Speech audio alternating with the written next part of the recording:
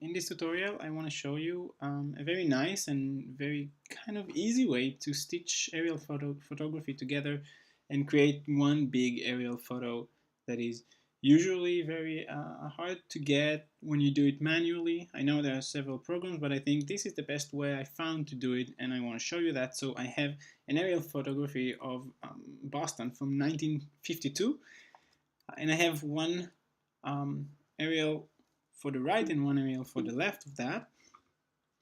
Here they are.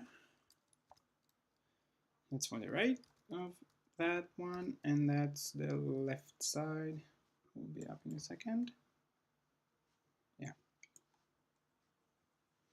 they're very heavy, as you can see, and that's Cambridge actually, and a little bit of Boston. So what I'm going to do is use Photoshop for that, some automated tasks when in here. The first thing that I'm going to do is import those files. I'm going to load them in here with that automatic feature, this script, which is kind of easy to get many photos one on top of each other. It's very easy to work with them like that, and it takes a couple seconds.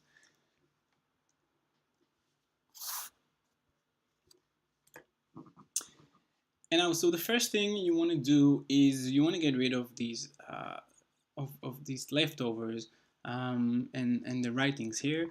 So this is going to be pretty easy, and now you can see actually that they're one on top of each other. They're actually accurately one on top of each other. I don't need to move them or play with them.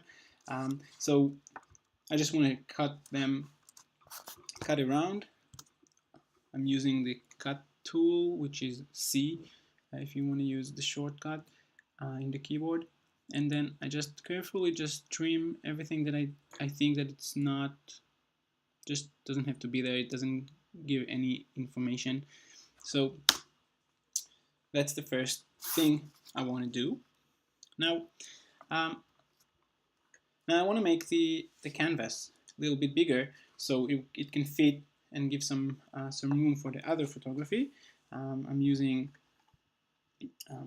image canvas size, and here I'm just going to take a guess. It doesn't really matter what the sizes that I'm choosing. I'll choose 60, and the height will be a little bit more so I can have some room to look around. So I think that's going to be enough for these three. So what I'm going to do is just very loosely position these aerial on top of each other at approximately the right spot. So I'm going to take the Cambridge side of that and just move it here. I can see that the bridges here connects Boston and Cambridge are pretty easy to just put on top of each other. I don't have to be accurate on anything in here. Photoshop will do that work for me. I'm going to take the other side, the eastern side, and just again position it here somewhere. I see that I have some a little bit of writing here, so I just want to get rid of that. I'll just choose this one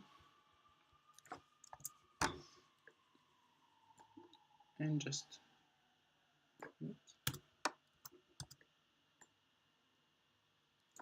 no, I'm sorry, I'm confused. Okay, maybe I trimmed too much. Okay, no, I'm gonna have to cut these.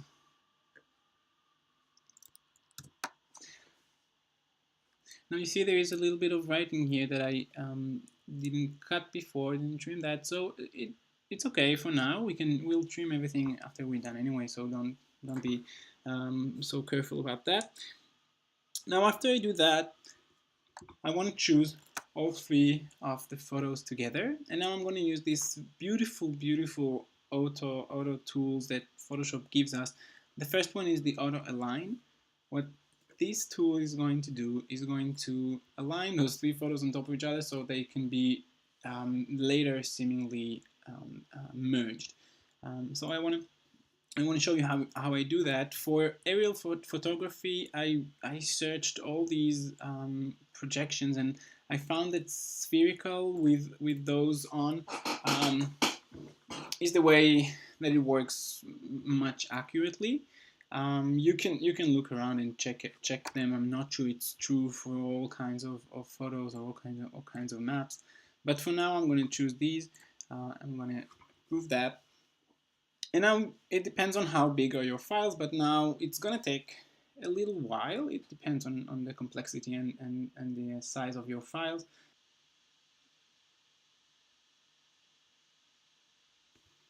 Okay, so here it is. It took something like 3.5 minutes to reposition the photos. I want to show you the difference here. So that's before the auto align, and then after that, and this one after that.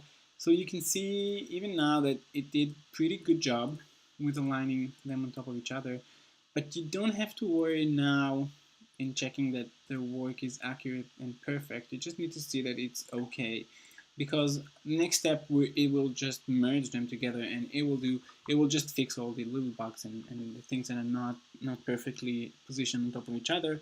So let's move to the second automated tool that we're going to use, which is, oh, I'm sorry, I need to choose all of them together again, sorry.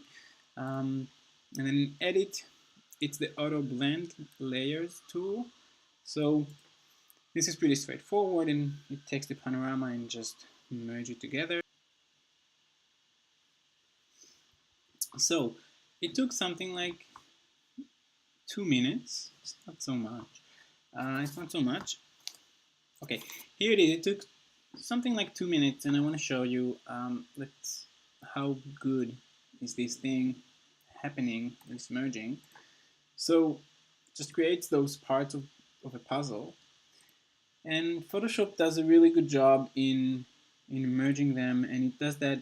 Usually it uses places like this one, when the original photography was like that, and then it just chooses this bridge, and it can make the merging here much smooth. Actually, it does look a bit strange because of the reflections of light on the water here and none in here, but still it's much better than like that. So it's really doing the best Photoshop can in order to get it right.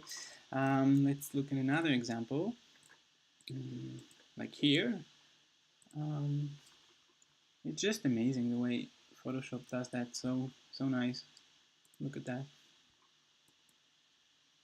Look at this area of those trails here. You can't even see that it's stitched. Just beautiful, leaves no marks, and does a really good job. So now we have this one, which is pretty good.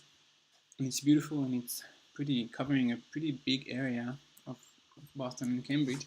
Now, the things that we're going to do now are kind of cropping and managing the levels and brightness and colors. But this is really important because sometimes the areas are very different from one another, so it can be very helpful.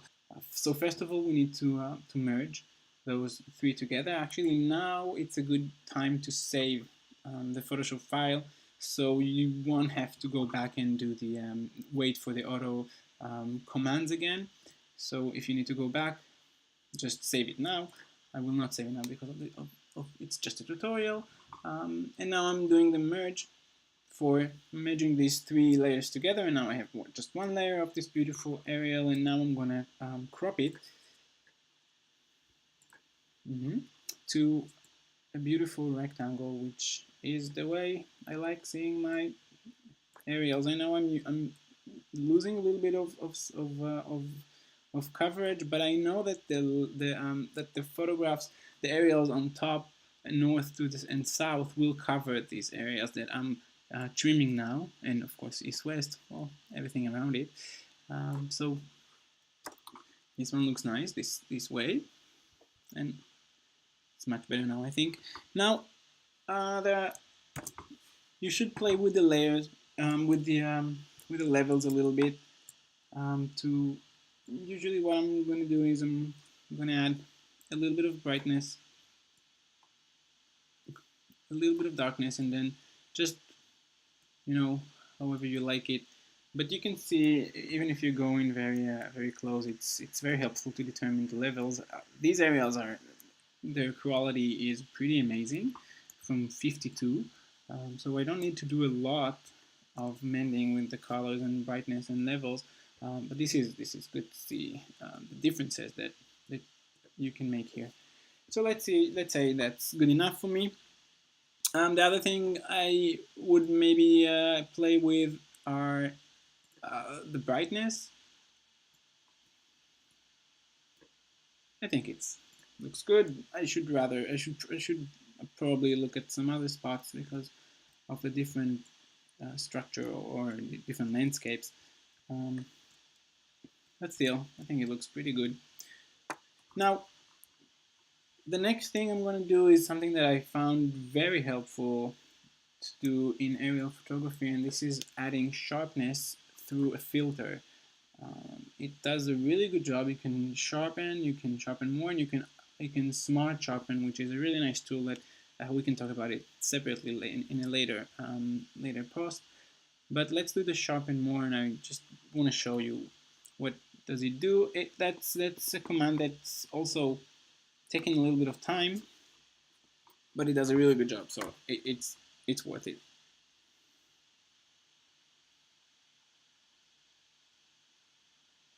Okay, not so much time. So look at what this one did. From a little bit of vaguely corners and it just did a beautiful thing. Just sharpened everything all in once and made this area much nicer. Now the last thing I want to do, if necessary, is if I found that there are darker spots or brighter spots that doesn't seem to align perfectly or merge perfectly with the one next to it. Like, I think that area is maybe too bright, so you can play with the burn and dodge tools. They will take some time, and but sometimes it's worth it. You just need to use the larger radiuses, which, well, can take some time to use.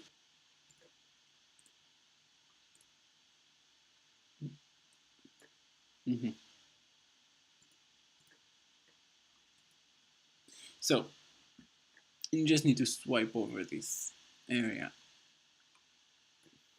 You need to be very careful with what you do because the traces are noticeable. So just like here, that's not a good thing to do. You need to use a smaller radius, but eventually it does a pretty good job. As you can see here, before um, this area, before and after. So that's another nice tool to use here. And well, actually we're done. This is the aerial that we just created from 3 different ones. This beautiful thing, very detailed. And all you need to do now is export it, and then if you want to get it geo-rectified again, you just need to use one of the rectifying tools online, like Map Warper, which can easily rectify that on a current map. Thank you very much for listening, and good luck with that. Bye-bye.